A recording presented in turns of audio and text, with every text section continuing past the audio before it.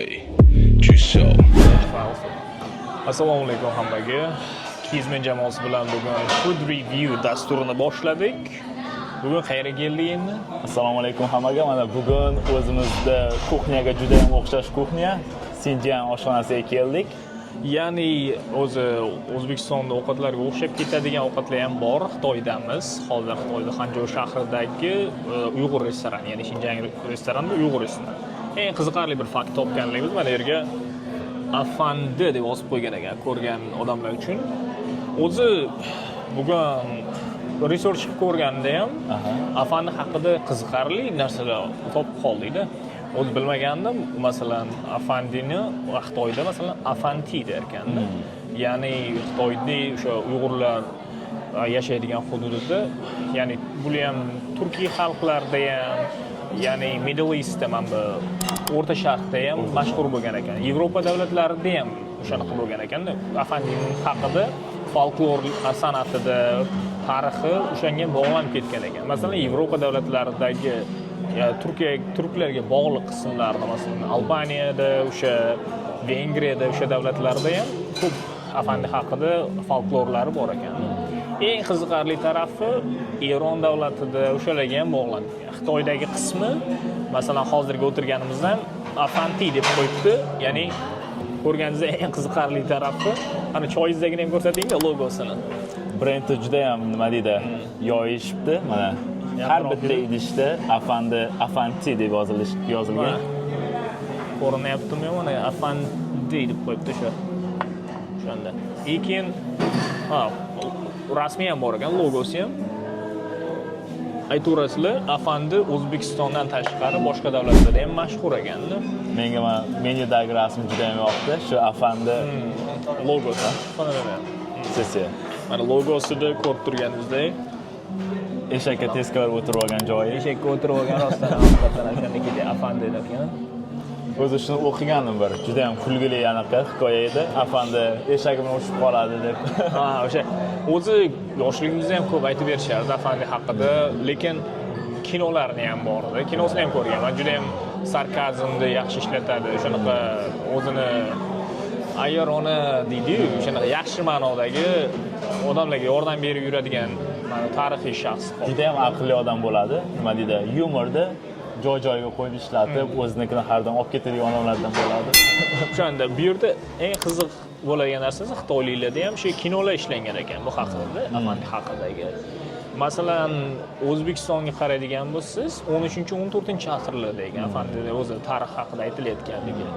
Eron yoki boshqa davlatlarda ham bog'liq bo'lib ketgan, lekin 13-14-asrlarda o'sha Turkiy davlatlarda, Turkiyada o'sha O'zbekistonda kelib chiqishi deb hisoblanlar ekan. Lekin 1970-yillarda, 80-70-yillar atrofida Xitoyda ham shu kino olingan ekan Afandi haqida. Kinosini ko'rmaganmiz, lekin qidirib topib ko'rish harakat qilamiz. Menimcha qiziqarli bo'lsa kerak deb o'ylayman. Endi bugun o'sha qiziqarli tarixiy shaxs ko'rib qolganimiz uchun bir tarafdan o'sha restoranda hozir yana bir ko'rsatishga ham harakat qilamiz. Menimcha odamlarga ham juda ham chiroyli restoran, o'zini nima deydi, o'ziga mos narsalarni ajoyib ravishda ko'rsatib bergan. Masalan, suratlarga qaraydigan bo'lsak ham, ko'rib turganingizdek, Uyg'ur restoranlarida mana shunaqa narsalar bor. Shunaqa qilib juda ham qiziqarli deb o'ylayman. Rasmlarni qilib qo'yibdi. Har xil rasmlar. Menimcha ganchilari ham bizdagilarga o'xshab ketib. orqangizda bitta rasmni ko'rib qoldim. O'zimizda Xivaga ham o'xshayapti. Menimcha bularda ham atlas bor, chunki ya'ni Uyg'urlarda, xristianlarda shuning uchun atlasni juda ham yaxshi ko'radi. Bularda ham atlas qiladigan joylari ham borda. O'xshashlik borda, ko'p narsalarda, chunki bular ham turkiy an'analarga kiradi. Ko'rib turganingizdek, juda ham qiziqarli joy. Endi ovqatlarni tekshirib ko'rishni boshlaymiz. Ana o'sha baho berish haqida, chunki dasturimiz food review, ya'ni ovqatlarni tadqiq ko'rish haqidagi dastur hisoblanadi. Aynan masalan, nafaqat Xitoydagi, o'zi har xil davlatlardagi ovqatlarni tadqiq ko'rishga qilamiz. o'tgan safar Livan ovqatlarini yeb ko'rgandik. Qiziqarli narsalar. Ovqatlarni ham mana Hind review ovqatlari. ko'rdik. Hindistonda somsasi bor, o'shanga o'xshash.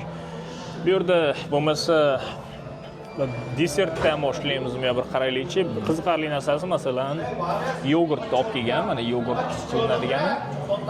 Bu o'shanaqa o'zini traditsion qilinadigan yogurt ekan, ya'ni mahalliy yogurt bo'lsa kerak. Juda ham shirin bo'lmasa kerak deb o'ylayman. Qatiq deyishadi. O'sha qatiqda qilingan, lekin buni yogurtdagidaydi.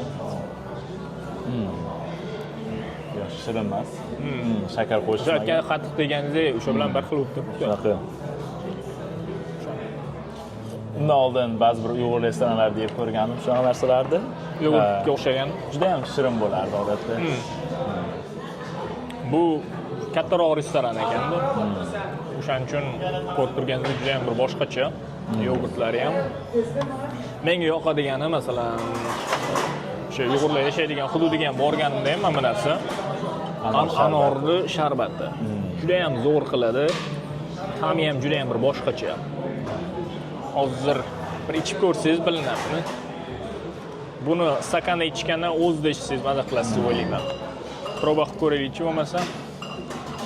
Sinjanda Urumchi shahrida ishlab chiqarilgan ekan. Urumchi bu Sinjanda nima deydi, poytaxt deb atasagan bo'ladi. Arab tilida yozilgan ekan, bir tarafda Xitoy tilida, yana ingliz tilida. Ya o'zi Uyg'urlar yozuvi mana shunaqada, arabchaga o'xshab ketadi. Menimcha shu arabcha bo'lsa kerak, endi arabcha biladiganlar kommentda yozib yuborsalar ham bo'ladi. Shunday qilib. Juda ham mazali. To'g'ri, naturallik qilgan. Doim o'shani ichishga harakat qilaman, bo'lganda yoqadi o'zimga ham. Keyin Xitoyda yana qanaqa ovqatlar yeb ko'rsa bo'ladi? Mana Uyg'urlar restoranlarida desa, hammaga mashhur somsa haqida. O'tgan safar ham somsa haqida qilib ko'rdik, lekin hamma joyda qilinadigan somsalar har xil ekan. Masalan, hozirgi yeb ko'radigan somsamiz ham boshqacha. Mana tarelkalarga olib, bir ko'raylikchi qanaqa bo'lar ekan. Bo'lmasa ko'rsangiz mana cho'plar haqida video ham qilgandik. Hamma joyda cho'plar bor. Chunki ko'pincha xitoyliklar keladi baribir. Katta qismi restoranlarda ham, chunki Xitoyda joylashganligi uchun menyularida xitoycha ovqatlar ham ko'p, lag'monlari, Uyg'urlar o'zining ovqatlari ham bor ekan. Juda ham ko'pda. Mana bu yogurtni, hozirgi yeb ko'rgan yogurtimiz, ya'ni qatiq deganimiz eng tansiq anonlardan ekanda, ko'rdingiz-ku? O'zi yog'och idishda olib kelardi avvallari. Unda naturalniy bo'lardi-da. Hozir unaqa olib kelmagan ekan, menimcha yog'och idish tugab qolgan shekilli. Menimcha yog'och idishga balki Afandi deb yozish olmaganmi? Ha, o'sha brend ko'rsata olmaganmi? Mana nonlar ko'rib turibsiz. Nonlar ham bor-da, non top bo'lmaydiganlar uchun 8-9 xil non bor. Nonlar ko'rganda har xil turdagi nonlar bor mana. Keyin mana kaboblarni ham qilib qo'yibdi. Juda ham ko'p turdagi go'sht mahsulotlari bor ekan. Shashlik deb yozib qo'yibdi. Eng qizig'i mana shashlik deb yozib qo'yibdi. Ko'rinyaptimi? Boshqa varaq. Shashlik degani bor ekan mana. Ko'rinyapti shekilli. Ko'rinyapti. Yaqinlashtirib qaraganlar topib olsangiz bo'ladi. Shashlik deb yozib qo'yibdi. Xitoyga ketsa, menimcha любой odam ham Uyg'ur oshxonalariga kirib yeb ko'rsangiz bo'ladi. Hammasi halol narsalar bu yerda ham. Kirganingizda tepasiga ham qo'yib yozib qo'yadi, Chinjin halol deb yozib qo'yadi. Halol brendi bilan. O'zi nima deydi? E'tibor tortadigan narsa, Xitoyda har bitta ko'chasida halol restoranlar topsa bo'ladi. O'sha Ayniqsa mana Lanzhou, Dunganlarda, lag'monlari ham har bitta ko'chada bor. O'sha keyingi safar shu Dunganlarda ovqatlari, ya'ni Lanzhou haqida ham video qilamiz. Ularda ham juda ham taomlar ko'pda menyusida. Ularda ham ko'p, birov tanlab yeb ko'rarmiz. Masalan, hozir endi somsani tatib ko'raylik. Issig'ida yeb ko'rsa boshqacha deydi-yu baribir. Bo'lmasa teptadan olasiz endi. Somsa ko'proq qattiq bo'lardi, bu lekin yumshoqroq bo'lib turibdi-da. Shunaqa. Hozir yonida tandirni ko'rdik. Menimcha o'sha tandirdan uzib olib kelishyapti-da. Shashlikni ham birdan isitib olib kelmadi, o'sha tayyorni pishirib olib kelyapti. Yedingmi sen? Kechqurunga soat 9larga yaqin zo'rg'a ulgurdik. Shunda ham kelganimizda odam juda ham ko'p edi. Shunday ekan. Chekkaroq joyda mana joy topib o'tirdik. Lekin odam juda ham ko'p. Ko'pchilik asosiy katta qismi xitoyliklar. Oltidan keyin ko'p kelsa kerakda. O'sha kechqurungi ovqat vaqtiga. Biz ishlar bitirib keldik-da. Ko'p turganda ichki to'liq go'shtlagan, juda ham mazali. Somsalar juda ham mazali. O'zimizda somsalarga juda ham o'xshab ketadi. Menga yoqdi, jo'z o'ragan.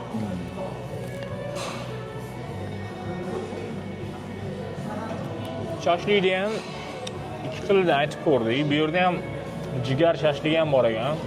Jigar aytib ko'rmadik, lekin jigar yeydiganlar ham bor ekan. Agar unga jigar yoqsa, kommentda yozib qoldirishlaring mumkin. Bugun bu yerda hozir ikki xil shashlik aytib ko'rdik. Mana birinchisi yog'ochli sixga qilingan, katta ko'rganingizdek sixi yog'ochdan ekan. O'sha nima deydi, toldan qanaqa deydi, daraxtni o'sha shoxidan olib kelishgan. O'shandan bittani olingchi, uni mana ikkinchisi sal kichkinaroq. Nima deydi? Xitoyda asosan shunaqa razmerdagi somsalar yeyiladi, kichkina. Menimcha ikkalasi ham qo'y go'shtidan. Ikkalasi ham qo'y go'shti. Ikkalasi ham qo'y go'shti. Bittasi katta razmerdagisi, kichkinasini ham ko'rsating. Bu kichkinasi ekan, kichkina sixdagi. Temirli bo'lib turibdi. Endi tatib ko'ramiz, hozir kattasi yaxshiroqmi, ta'mi yoki kichkinasimi, o'shanday yeb ko'ramiz. Bo'lmasa kattasidan boshlaymiz. Kattani olingchi. Shashliklar katta-katta qilib bizdagina kuskovoyga o'xshaydi. Ha? Nima deysiz? Qiyma emas. Menga ko'proq qiyma yoqadi baribir.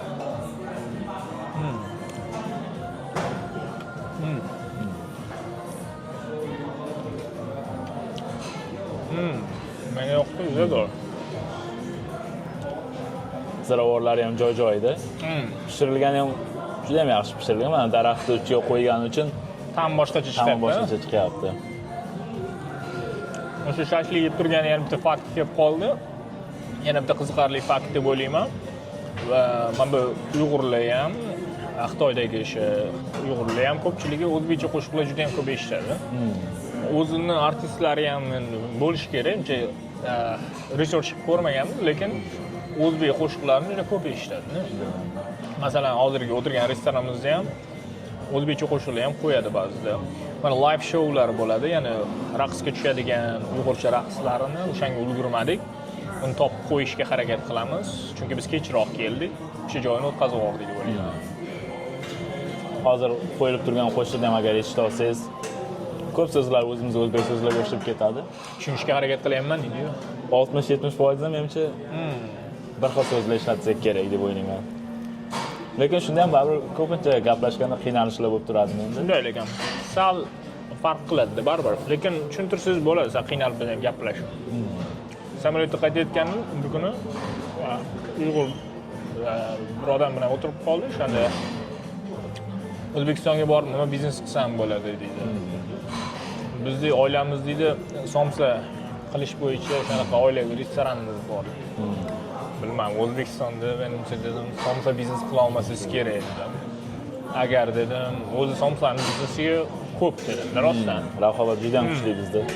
Aytdim, Uyg'urlar lag'monsiz qiziqishi mumkin. Chunki aynan shu Uyg'ur qiladigan lag'monni odamlar o'shanga borib yeyish mumkin. O'ylab ko'rish kerak ekan dedi ekan. Uni qilamiz kerak deb. Meni bilmadim. O'zim o'ylashimcha Uyg'urlar xitoycha kuxnya bilan ham juda ham yaqin. Chunki bular endi o'rganib ketganda qanaqa qilinishi. Shu xitoycha ovqatlar O'zbekistonda qilsa bo'ladi. Halol go'sht ishlatishib. Bu ham juda ham biznes boshlab ko'rsa bo'ladi degan. Keyingisiga o'tdik bo'lmasa? Kichkinasi kichkina shashlik mana. Odatda go'shti juda ham yumshoq bo'ladi, kichkina shashliklarda.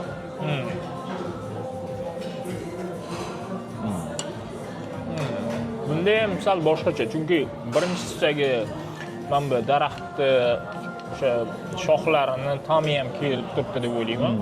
Ikkinchisida sal boshqacharoq. Faqat go'shtni o'zining ta'mi bor xolos. Go'shtni o'zining ta'mi ham bu sal ko'proq qalampir qo'shilgan deb o'ylayman. Lekin mana bu nima ziravorlari ikkalasidan sal farq qilyapti. O'zi yaqinda bitta odam bilan gaplashib qolgandim, shunaqa restoran biznesida yuradi. Ular ham shu boshqa davlatdan Xitoyga kelib restoran ochishgan. Ovqatlarni baribir juda ham katta qismini o'zgartirishga to'g'ri keldi dedi, chunki xitoyliklar qabul qilishi qiyin dedi, o'zlarini ta'mida. Siz buni aytasiz-da, o'sha odam kelib almashtirgan. McDonald's, KFC, Starbucks'lar ham hammasi Xitoyga kelganda o'sha o'zgartirganda ko'p ovqatlarini, mana bu shirin yoqadigan narsalarini, chunki mahalliy hududga yoqadigan darajada qilmasangiz, biznesingiz yurishi qiyin-da. To'g'ri.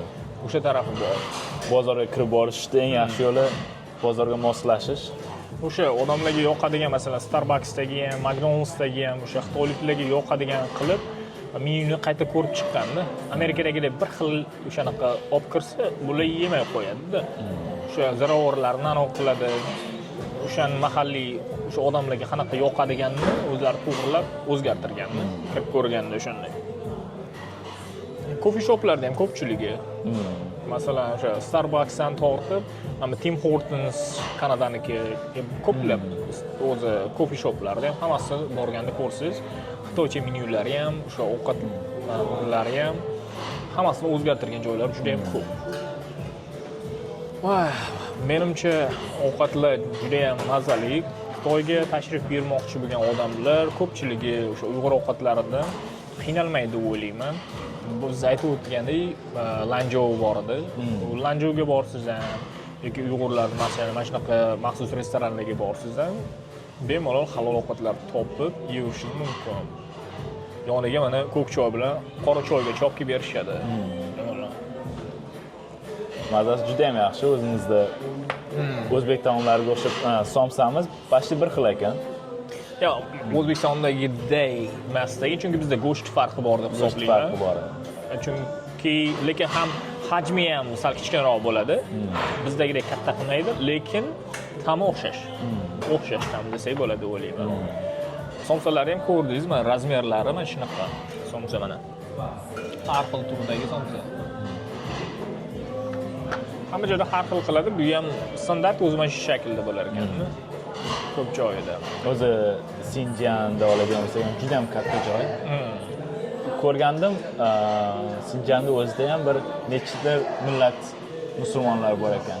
Ya, o'zi etnik anosi kelib chiqishda ham ko'p anolar bor-da.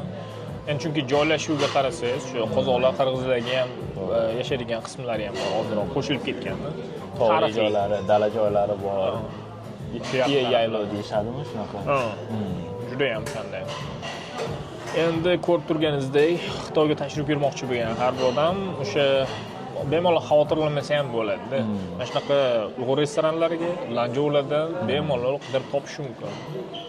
O'zi men oxirgi paytlarda internetda juda ham shov-shuv bo'lib ketdi. Mana ko'pincha ko'rsak, Xitoy restoranlari yoki Xitoy magazinlari haqida O'zbekistonda juda ham pozitiv analarni ham ko'ryapman, kontentlar, lekin negativlar ko'proq ko'ryapman. Men do'kon, mana restoran tashqarisiga ham mana shuni yozib qo'yibdi-da, hozir o'sha gapingizga-da. Afandi degan mana shu logosini Xitoydagi restoranda ham shuni Afandi deb yozib qo'yibdi. Shunga nima deydi? Xitoy bizni mamlakatga kirib boradiganlar pozitiv qabul qilish kerak deb o'ylayman. Mana bu yerda ham, chunki O'zbekistonga yaqin narsalar juda ham ko'p. Ya, ko'pincha o'z biznesingizni olib kirgandan keyin o'zingizni logoingizni, o'zingizni brend nomingizni qo'yasiz. Lekin ko'pincha kim tashrif buyuradigan bo'lsa, o'sha masalan restoraningiz bo'ladimi, do'koningiz bo'ladimi, o'sha klientlarga qarab ko'p joyi o'zgartiriladi. Lekin mahalliy hududni ham hurmat qilish kerak. Hukumat bilan o'shanday gaplashib, o'sha davlatdagi qonun qoidalariga amal qilib, o'sha yerdagi masalan o'sha tildagi tarjimasini ham qo'yish kerak, qo'yilayotganda deb o'ylayman. Ko'p joylarda ko'rdim, tarjimasini ham qo'yibdi, o'zbekcha nomini yoki ruscha qo'yayotganini ko'rdim, o'sha brendnikini. Menimcha mana shunaqa kelishib hamma narsa qilinsa, bu hech kimga yomon bo'lmaydi-da, hammaga yaxshi bo'ladi. O'shani tushunib yetadi degan umiddaman. Endi mana yana bir sok bilan, anor sokidan bir ichib ko'raylikchi deydi. Mana shuni o'sha Urumchiga borganimda ham ichib ko'rdim. O'zbekistonda ham anor sokini qiladigan mashinkalarni olib kelishibdi. O'sha yerda ichib ko'raman degandim, bir icha olmagandim-da. anorni siqib qilib beradi mashinkasi bilan. O'shandan keyin ulgurmaganim, keyin O'zbekistonga borganimda ichib ko'rdim. Juda zo'rda. O'zi anor juda ham foydali. Bu ham qadoqlangani ham juda zo'r qilgan ekan. Menimcha ichiga shakar ham qo'shmagan bo'lsa kerakmi? 100% deb yozib qo'yibdi. To'g'ri, hech qanaqa qo'shimchalarsiz. Yo'q, mana orqasiga yozib qo'yibdi. Shakar 0 qilib qo'yibdi. O'shanga. Chunki men Xitoy supermarketlarga borganimda ham olib ichaman. Qandaydir qo'shimchalari bor-da, hammani o'zgartirishadi. Keyin bu yerda anonsi ham bor. O'zlarini Uyg'urlar qiladigan sutli choyi ham bor. O'shandan ham aytib ko'rsak bo'lardi, lekin bugun tugab qolibdi. O'zini milk tea deydi. O'sha sutli choylar juda ham mashhurda Xitoyda. Xitoyliklarda kelib ko'rsangiz, har xil brendlarda bor, juda ham shirin, har xil qilib berishadi. Yashil choyni aralashtiradi, keyin shakarli narsalar bor, jelatin, yana karamel, har xil narsalardan anaqa qilishadi. Bu yerda ham shunaqa bor edi. Mazza qilib shirinlikni yaxshi ko'radigan odamlar uchun-da bu. Shirinlikni men rutinimdan chiqarib tashlaganman, shuning uchun ko'p ichilmayapti hozir. Lekin mazza qilasiz. O'sha milk tea biznes haqida ham biror kun hali video qilarmiz shu haqida. Butun dunyoga tarqalib boryapti u ichimlik ham. O'sha tarjimasi sutli choylar. Menimcha hammaga maroqli bo'ldi deb o'ylayman. Ko'rib turganingizdek, bugun somsalarda review qildik mana. Undan tashqari har xil turdagi shashliklar, 6 xil shashlik va eng muhim narsalardan bo'lgan yogurtini. Non aytmadik, chunki necha yildan beri yashaganman. Masalan, 2-3 yildan beri nonni yeyiladigan rutinimdan chiqarib tashlaganman.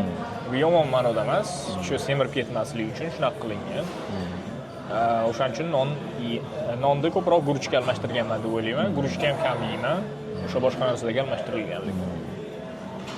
Hammaga tavsiya qilaman ko'p non yemaslikni. Agar hamma joyga kelib qolsangiz, mana Afan Tea degan joy bor. Albatta kelib ketishingiz kerak. Menimcha rostdan aytganingizdek, o'sha Zhejiangdagi, ya'ni Xitoydagi Hangzhou shahriga kelganda mana shu logoni shunaqa qarasangiz, boshqa shaharlarda ham bo'lsa kerak. Nomini ham eslab qo'yilishlaringiz kerak. O'sha Afandi degan nomni qo'yib qo'ygan ekan. Eng qiziqarli narsasi, mana Xitoyga keladigan odamlar ba'zi birlar til bilmasligi mumkin. O'sha tildan xavotir olmasangiz ham bo'laveradi. Qandaydir bir amalib o'zi ketasiz. Uyg'ur restoranlarga kirsangiz, menimcha o'zbekcha gapirsangiz ham tushunadi ko'pchiligi. Shunaqa nechta raqamlar deyarli o'xshashda. Turkchada ham o'xshashku juda. Bularda ham shunaqa uchun somsani ham aytilishi sal boshqacha, somsa deyilmaydi ekan, kabodzi deb o'sha o'rganib ketgan Xitoydagisini. Menyusini beradi, lekin ko'pincha rasmlari bo'ladi. Mana shundan 4 ta yoki 5 ta deb qo'ysangiz, raqamlar o'zimizda raqamlar bilan bir xil. Qo'l bilan tushuntirib yuborasiz qolganini. Lekin hammaga yaxshilab o'rganishni tavsiya qilaman. Qaysi til o'rganayotgan bo'lsangiz, juda ham muhim, mukammal o'rganishingiz. Bo'lmasa, hammaga rahmat. Kizman the food review dasturi yakunladik bo'lmasa. Patga qiling. 我在我的小区里看过暗恋路飞的神了，给自己家看大门，给了发工资还计较什么？